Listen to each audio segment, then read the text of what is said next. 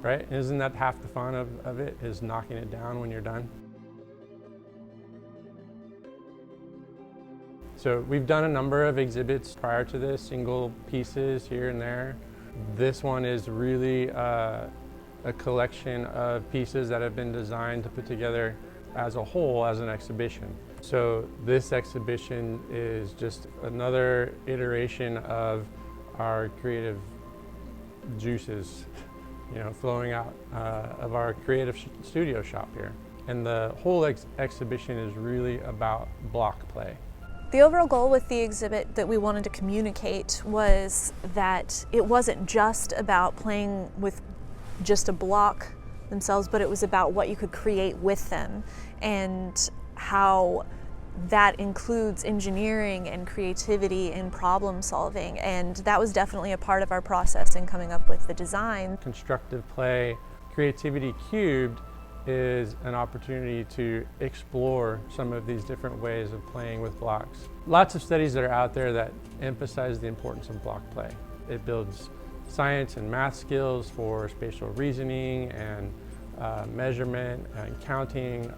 It elevates block play to an art form.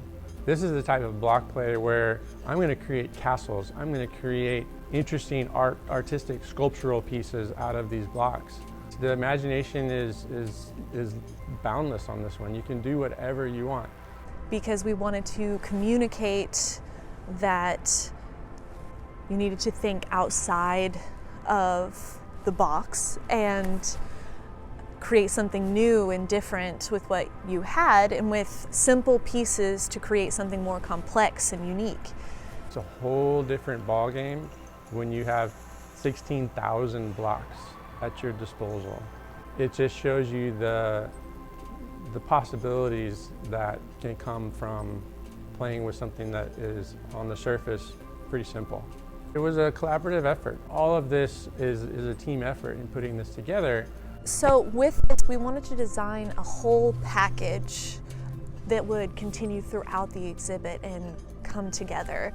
And the logo was just one piece. After we had the name of the exhibit and we discussed the concept, I created the logo to be the initial icon to explain what the exhibit was about and hint towards what it was about. Then the other pieces came along with that afterwards to carry out the aesthetic throughout the exhibit. And then Dustin also incorporated a lot of that look into the furniture and other pieces as well.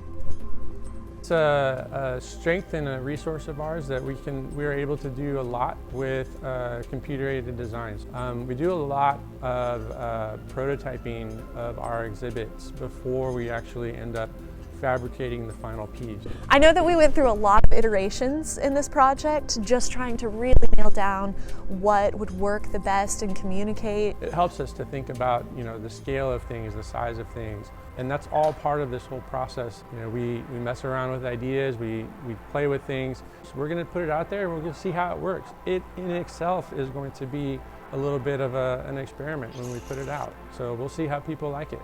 Like I said, we wanted it to all communicate that this was about bringing ideas together and practicing play in addition to engineering concepts. It's not just about blocks, because we can change out the building materials that are within this, right? So we can use these small kiva planks, we can bring out our larger imagination playground set, we could bring out our building planks that we also created in-house. We have a number of ways for people to be creative and constructive with their imagination.